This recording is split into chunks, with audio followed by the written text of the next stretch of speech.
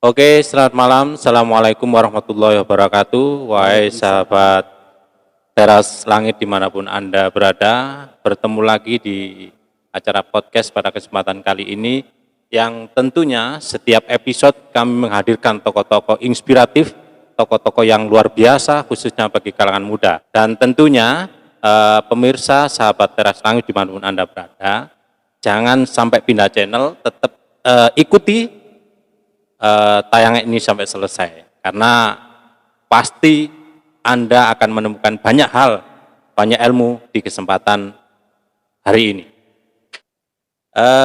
Bersama kami hadir beberapa tokoh atau pejabat di wilayah Kabupaten Pasuruan yang tentunya orang-orang luar biasa, tokoh-tokoh inspiratif, yakni yang pertama Bapak Arif Andi yang hadir dari BNN. Selamat malam Pak, gimana kabarnya, sehat?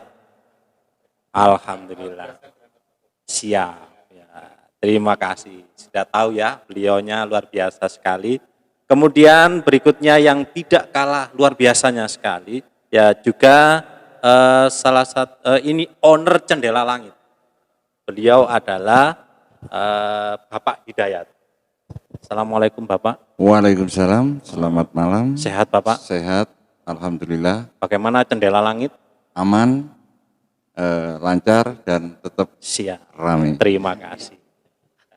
Itu ya, pemirsa. Berikutnya di samping saya yang selalu intensif mendampingi channel Teras Langit. Beliau adalah anggota DPRD Kabupaten Pasuruan, Bapak Agus Suyanto. Ya, Assalamualaikum. Salam sehat dan semangat selalu. Selalu smile Bapak Agus ya. Oke, berikutnya ada dari Karang Taruna Kabupaten Pasuruan, Mas Fatih. Ya, Selamat malam Mas Fatih. malam. Bagaimana kabarnya hari ini? Alhamdulillah luar biasa. Cerah luar biasa. sekali wajahnya. Alhamdulillah. Karena hadir amin. di Cendela Ya, Langit. pertama kalinya. Auranya positif sekali di sini. Ya.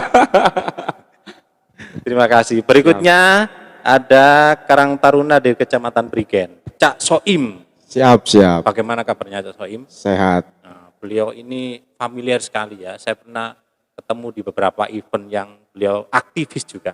Siap. Bagaimana pemuda di Kecamatan Prigen, aman? Aman. Kalau di atas sedikit Prigen bagaimana? Oh, tambah aman Wah, di sana. luar biasa. Luar biasa. Tepuk tangan untuk menyemangati beliau-beliau. Dan ini. salam dari kami, salam Aditya Karya Mahatma Yoda. Siap. Kalau bisa diartikan itu apa artinya? Ya, untuk bagaimana pemuda bisa berkarya, bermanfaat, ya, dan moto kami ialah muda, aktif, kreatif, surga di telapak kaki emak. Itulah pemuda. Luar biasa. Berikutnya kami berikan kesempatan untuk wakil rakyat yang akan memandu pertemuan yang luar biasa pada malam hari ini. Cak Agus kalau panggilan akrabnya. Monggo Cak Agus, mau wawancara dengan siapa ini? Terima kasih. Luar biasa sekali pada malam hari ini yang diinisiatifi ya, dimotori oleh Teras Langit dalam acara turnamen Teras Langit Cup tahun 2022 sehingga hadir Cendela Langit Cup. Cendela Langit Cup. Oke. Ya, terima kasih. Ya. Cendela Langit Cup bersama ownernya. Lah, siap.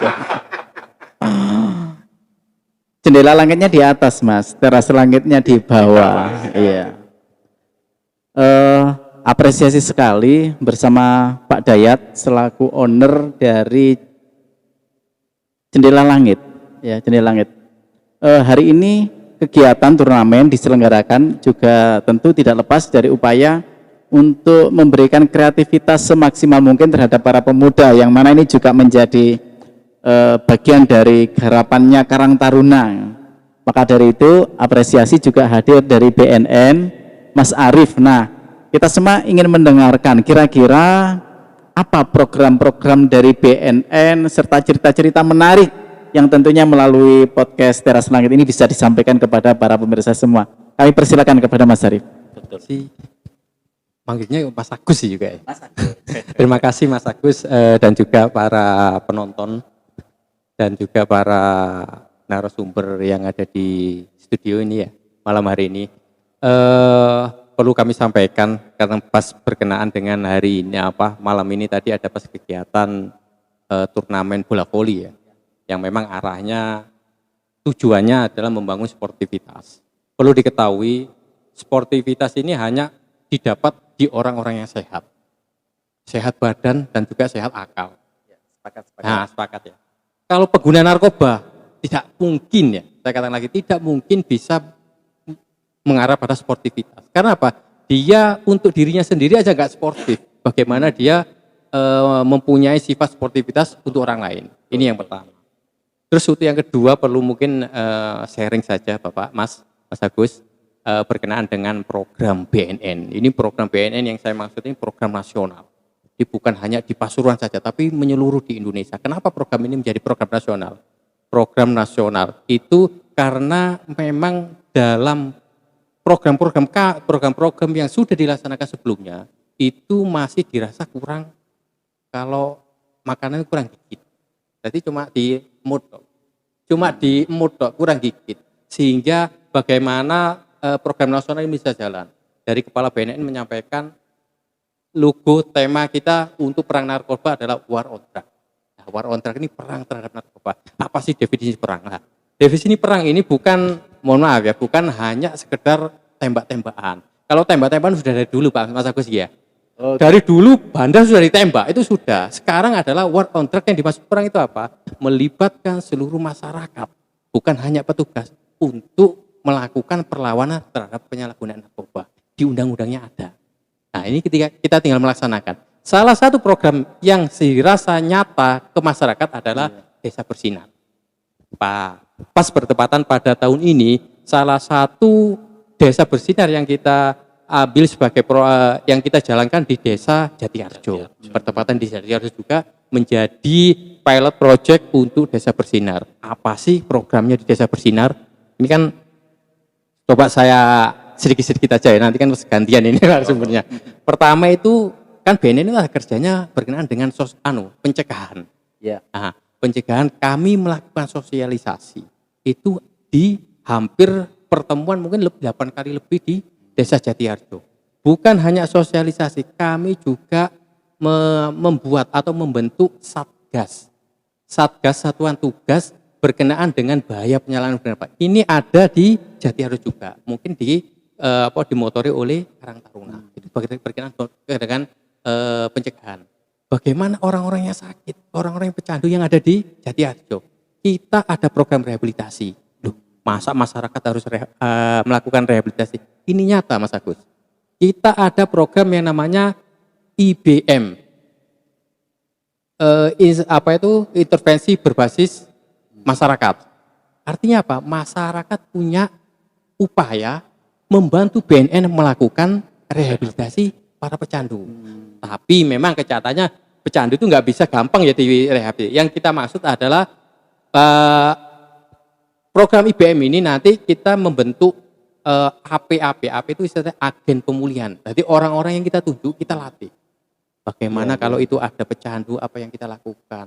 Selama pecandu tingkatnya itu masih tingkatan tidak teratur pakai, masih coba-coba, itu bisa dilakukan oleh P. Ya, luar biasa menarik ternyata.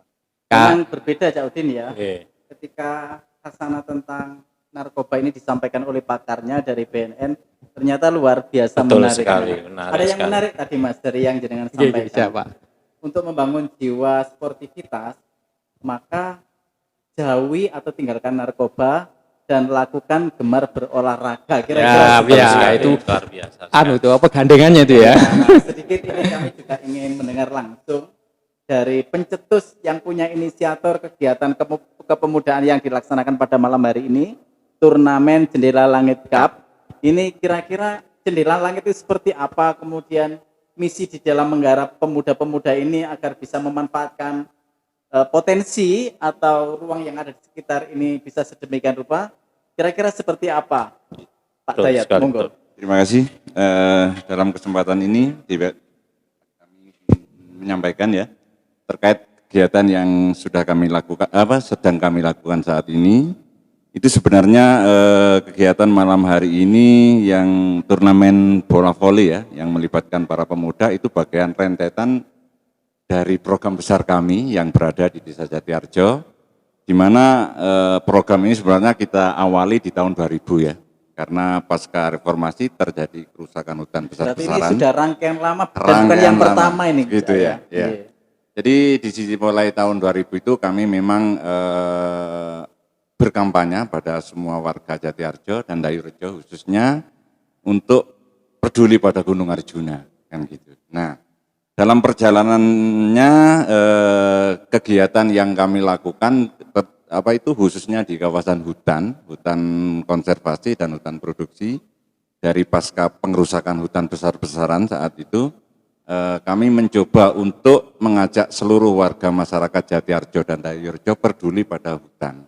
Karena hutan menjadi salah satu tumpuan bagi masyarakat, baik itu yang berfungsi sebagai serapan mata air maupun penyedia karbon dan yang lainnya. Tentunya dalam hal ini harus melibatkan secara langsung warga masyarakat. Nah, dalam konteks perjalanan kami memang memberikan arahan pada masyarakat Jatiarjo dan Dayurejo untuk memulihkan hutan, ya tentunya karena memulihkan hutan ya harus ditanami kayu.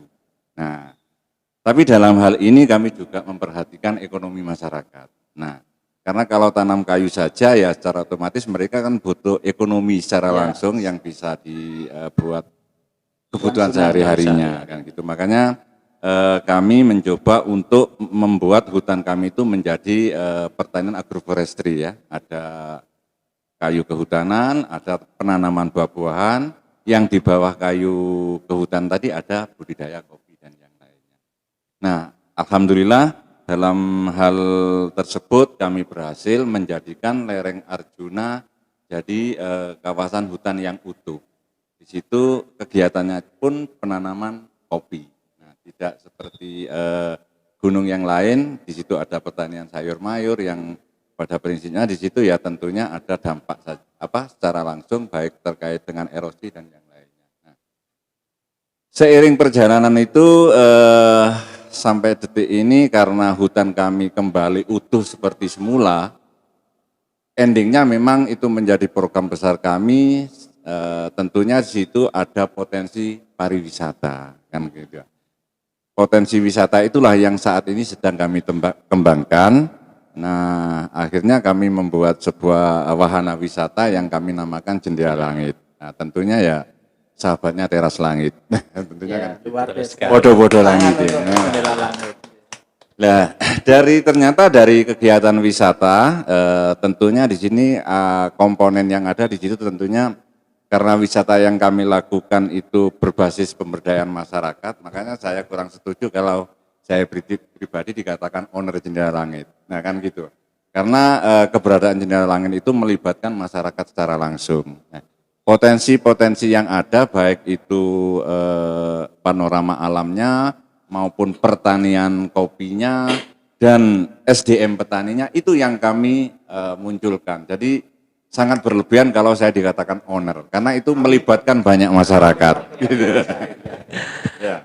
Nah, tentunya dalam konteks pengolahan wisata itu harus komponen yang ada di situ itu harus mendukung penuh, baik itu sabta pesonanya, istilahnya itu kehidupan masyarakatnya, kehidupan sosialnya kan harus mendukung terhadap kawasan wisata. Nah, dalam hal ini apa hubungannya dengan teman-teman kegiatan pemuda malam hari ini ya tentunya ada kaitannya dengan BNN di situ Desa Bersinarnya karena peran pemuda dalam sabta pesona kan sangat penting.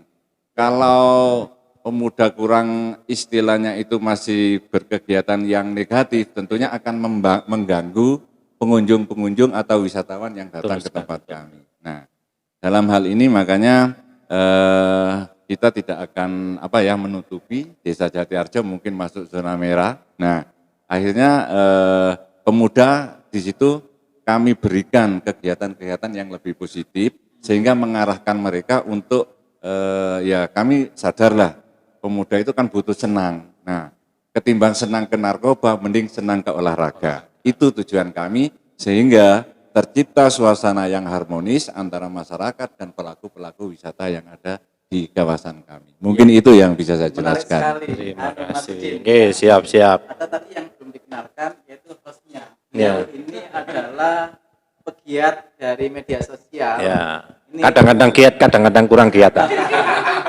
Pak Udin di Purwosari di Kabupaten Pasuruan cukup luar biasa yang inisiasi Teras Langit menjadi bagian di dalam rangka menyampaikan dan meneruskan kepada masyarakat informasi-informasi inspirasi. Ya. Mengangkat potensi juga, Pak. Betul sekali melalui media sosial Teras Langit. Ngomong-ngomong Jendela Langit, saya belum pernah ke sana, Pak.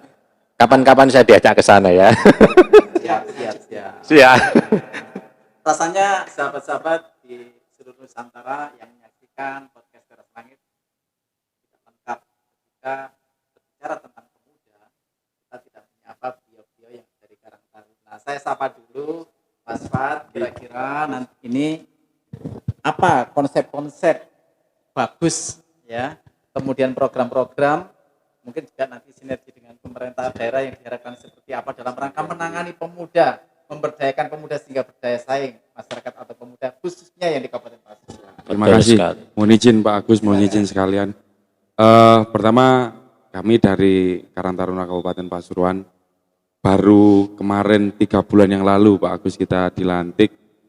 Terus setelah itu kita melakukan rapat kerja dan memang problematika yang ada di Kabupaten Pasuruan khususnya di kepemudaan ini sangatlah banyak gitu. Karena mungkin bukan berarti yang dulunya tidak baik, tetapi kita melanjutkan kebaikan-kebaikan yang kemarin itu.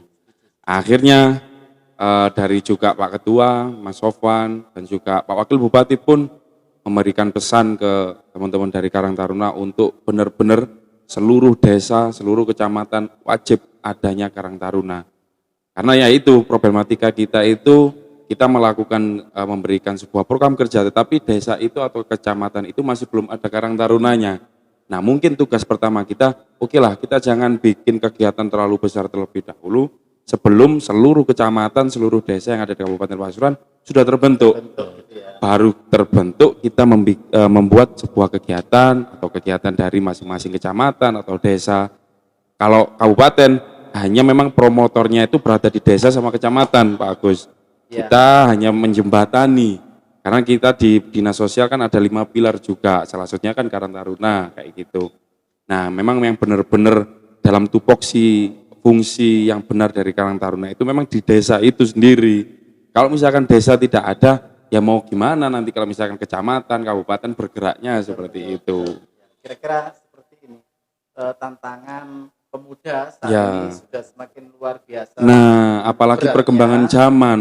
Ya, Perkembangan zaman, kita dituntut, apalagi di 4.0 sekarang, ya seperti halnya podcast Teras Langit ini, ya pemuda-pemuda seperti ini yang wajib harus mungkin minimal punya media sosial. Nah itu kurang kurang maksimal di seluruh pemuda di Kabupaten Pasuruan.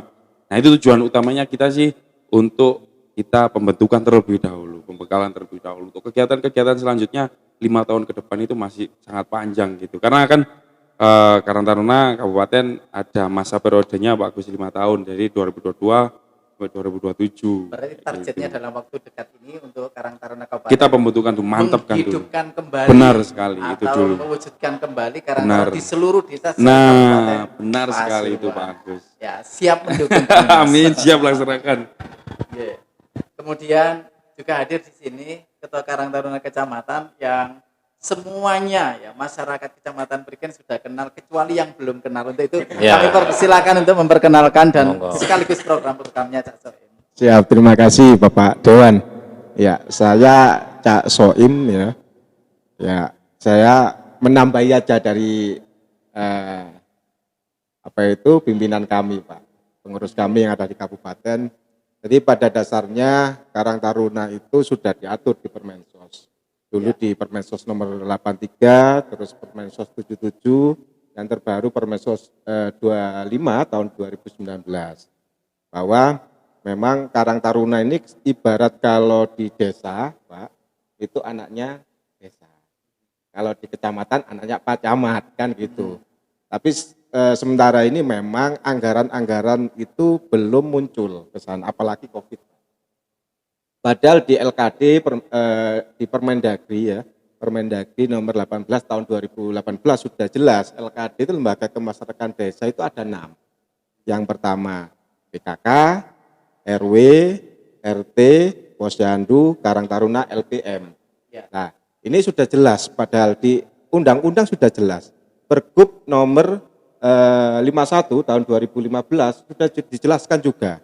Nanti operasional Karang Taruna itu dari pemerintah bisa. Itu di samping operasional ada biaya pelatihan pendidikan. Ini yang belum, Pak. Ini harapan kami kepada Dewan. Memang tugas secara khusus Karang Taruna itu ada 3. 1, usaha ekonomi produktif, usaha kesejahteraan sosial, dan rekreatif. Kayak yang sekarang diselenggarakan ini bentuk kreatif juga dari masyarakat pemuda maupun yang peduli kepada pemuda supaya tadi ada hubungannya dengan BNN ya, tidak terjadi kenakalan remaja, narkoba dan sebagainya. Sebetulnya ada simpel 2, bagaimana untuk mensiasati 3 ini, ada 2, kita mapping sumber daya alam. Ya. Apa kira-kira alam? Karena beda desa, beda juga. Kira-kira alam ini mau kita apakan? Supaya ada namanya ekonomi kerakyatan. Setelah itu sumber daya manusia. Kalau kita bersatu, ya ini harapan kami, ini kita mulai bersatu kan. BNN, dari Orang Jendela Langit, dari Karang Taruna Kabupaten, Pak Dewan juga. Ini kira-kira potensi sumber daya manusia ini punya keahlian apa? Ketimbang dia kerja di perusahaan, ikut orang asing ya kita manfaatkan di desa. Nanti harus sekarang kembali gerakan ke desa lagi. Bagaimana desa ini kuat, sebetulnya semua organisasi yang ada di desa bersatu untuk lingkungan, sosial, ini sebetulnya aman Pak, selesai. Sebenarnya kan saling menonjolkan. Oh iki aku, yatim piatu, satu-satu, coba digabung satu, uangnya juga banyak, kan enak. Ya ini yang harus kita gali. Sementara ini saya terima kasih banyak kepada Jendela Langit yang tahu, alam ini bisa dibuat padahal di pucuk sana Pak. Ada pucuk lesung Pak ya. Ada apa lagi Pak? Saya 3 tempat atau enggak Pak? Pucuk elang, sampai pucuk elang Pak sana. Pucuk elang ini dinginnya luar biasa. Berapa derajat Pak itu Pak? 1.600, luar biasa Pak. Saya pernah ke sana, di situ ada tanaman jeruk dan sebagainya. Sebenarnya banyak, ada makam-makam raksasa Pak ya di sana. Luar biasa Pak. Jendela Langit ini yang belum kita gali Pak. Jadi saya minta kepada beliaunya yang ada di kabupaten, Pak Dewan yang tinggal asisi anggaran kan. Karena acuannya Karang Taruna sudah jelas. Tapi bagaimana kita juga mengawali ya, ini kita awal di sini Pak, Jendela Langit. Ya pun kalau Kecamatan Prigen, insya Allah hampir 90% lah hidup kalau Karang Tarunanya. Ya kita akan support semua kegiatan, baik itu yang penting positif Pak. Positif, tadi bersinar, ya, bersih dari narkoba dan lain sebagainya. Itu Pak dari kami. Makanya saya berpesan, kunci kesuksesan seseorang itu surga di bawah telapak kaki ibu. Kalau motonya Karang Taruna Prigen kan mak. Mak itu muda, aktif, reaktif Pak. Muda berarti bukan karena usia. Semangatnya yang muda, ya, aktif lah. Segala kegiatan harus aktif dan kreatif tadi. Makanya saya bilang surga di bawah telapak kaki mak sekarang. Itu Pak Dewan kira-kira. Terima kasih. Mae. Action. Action ya, mantap luar. Ini tambahan. Ini pemikiran-pemikiran yang luar biasa dari beliau-beliau. Jaudin, siap. setelah ketemu pendekar-pendekar Iya. yang ngumpul di ruang ini, luar biasa inspirasinya yang bisa didengar secara langsung. Sampai Pak Dewan tidak berkutik ini ya. Dari babak pertama. Caranya ke Dewan nantinya. Iya. Betul. Intinya dari babak pertama sampai babak Belur ya. Dari beberapa percakapan atau gagasan-gagasan atau pemikiran yang disampaikan, ada yang menarik menurut kami bahwa masa depan bangsa ini ada di Pemuda, betul sekali. Pemuda hari ini dihadapkan pada tantangan, kalau kebodohan saya kira sudah tidak lagi. Dulu lawan kita adalah melawan kebodohan. Dan sekarang saya kira tidak ada mas atau pemuda di saat yang bodoh. Tapi war on drugs. Jadi artinya perang melawan narkoba. Ada satu lagi. Saatnya yang muda yang bergerak. Setuju sekali. Ya, ternyata jargonnya sendiri-sendiri. Ada di jargonnya ini luar biasa.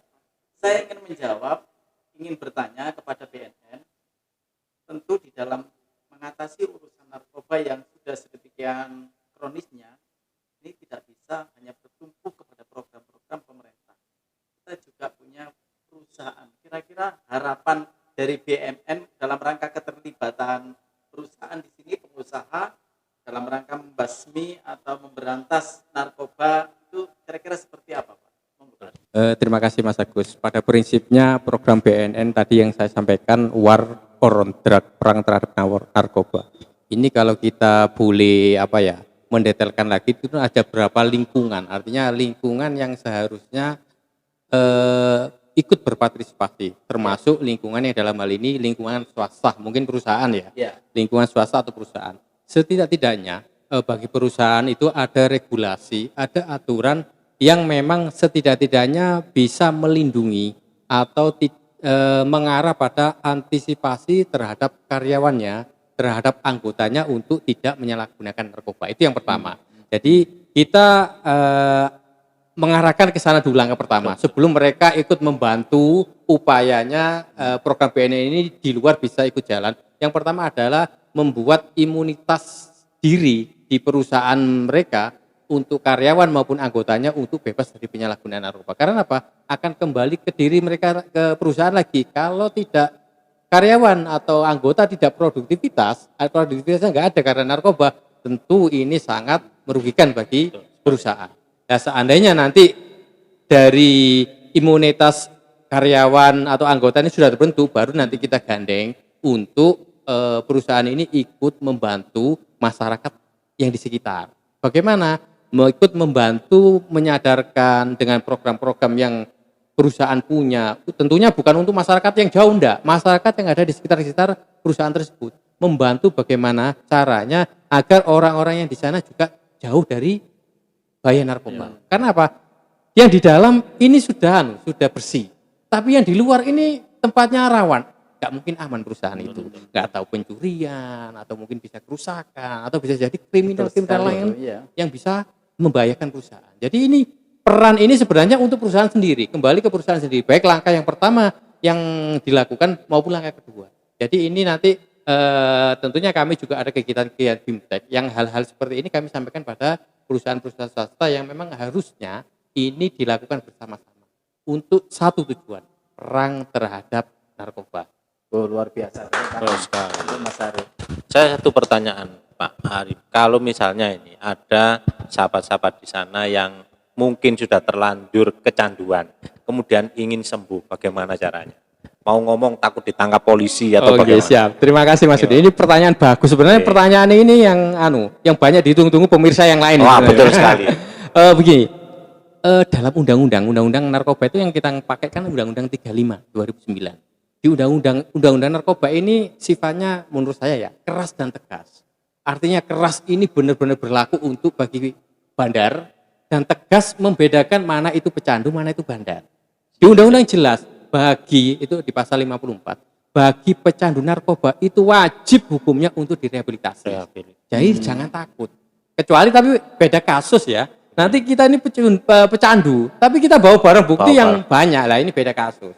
Jadi yang kami maksud adalah yang merasa mungkin ada saudara, keluarga, atau siapapun tetangganya yang memang benar-benar pecandu narkoba, kami undang untuk ke BNN, Pak. Untuk sembuh. Aman, bukan Pak. untuk Aman. Tidak dilakukan penangkapan. Untuk dirinya sendiri dan keluarga, bukan untuk BNN loh ya. Untuk dirinya sendiri, untuk keluarga, dan untuk masyarakat. Ternyata cukup menarik sekali apa yang disampaikan oleh Pak Arif selaku BNN Kabupaten Pasuruan. Ini akan menjadi inspirasi bagi para pemirsa Teras Langit semua, bahwa banyak yang kadang-kadang ketika kecanduan kepingin sembuh tapi mau bilang takut ditangkap. Takut, ya. Nah, yang disampaikan Pak Arif, jangan takut, ya. Karena kita semua yang terkena ini butuh sembuh. Jadi tidak mungkin ditangkap, tetapi dilakukan rehabilitasi. Luar biasa. Pak Dayat juga melakukan sesuatu yang cukup inspiratif. Dulu itu anaknya petani, tapi tidak mau bertani. Tidak mau bertani karena petani itu katanya memalukan. Tetapi Pak Dayat berhasil, Mas. Berhasil, betul.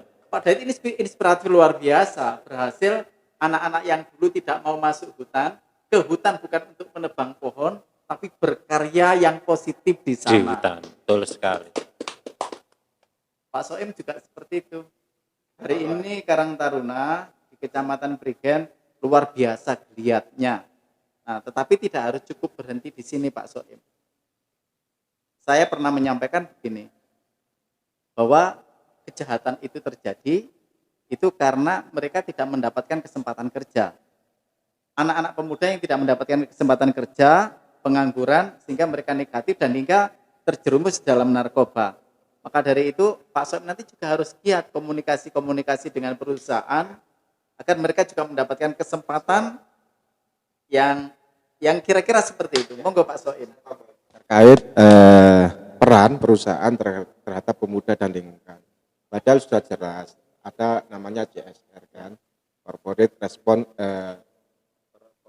CSR, Corporate Responsive Corporate Social Responsibility.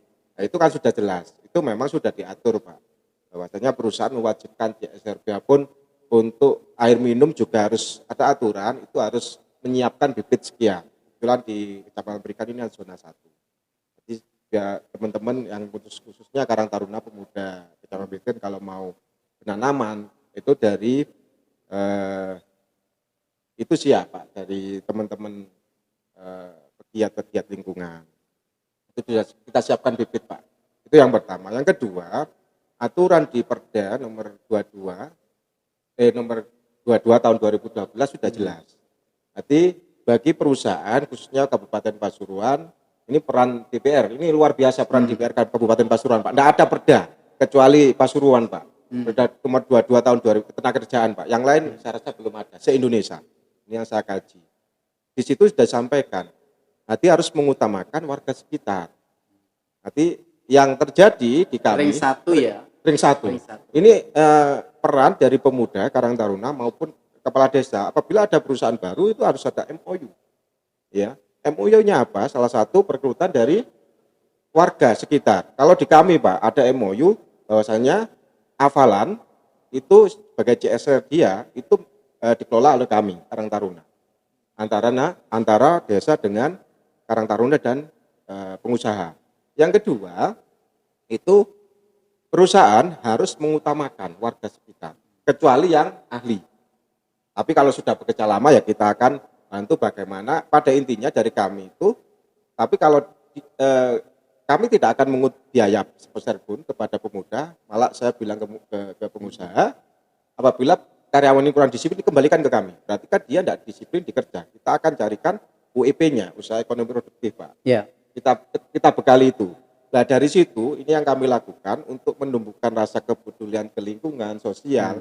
Saya upacara aja Pak, upacara saya bilangi ke anak yang kerja, mau ikut aktif di kegiatan Karang Taruna atau tidak. Kalau tidak aktif saya tidak akan perpanjang kontrak kamu. Akhirnya mereka ikut. Syaratnya ada 2, 1 aktif di lingkungan dan aktif sosial. Itu untuk menumbuhkan mereka sadar Pak. Sekarang ini kalau mereka tidak kerja pasti kan larinya.